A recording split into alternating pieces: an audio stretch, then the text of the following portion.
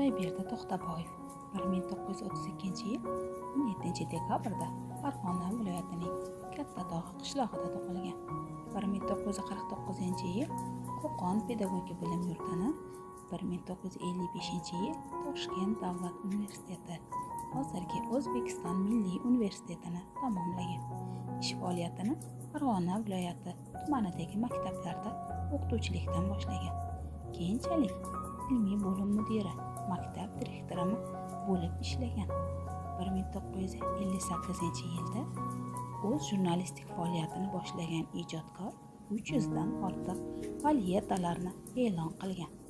Qator nashriyot va jurnallarda faoliyat ko'rsatgan.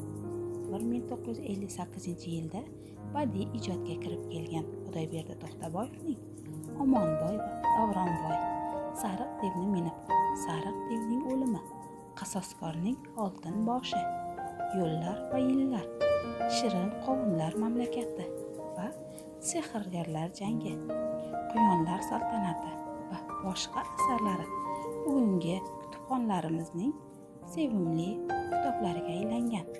Sevimli bolalar yozuvchisi 1982-yilda O'zbekistonda xizmat ko'rsatgan madaniyat xodimi, 1989-yil O'zbekiston davlat mukofotiga sazovor bo'lgan, 1991-yil O'zbekiston xalq yozuvchisi unvonlari bilan taqdirlangan.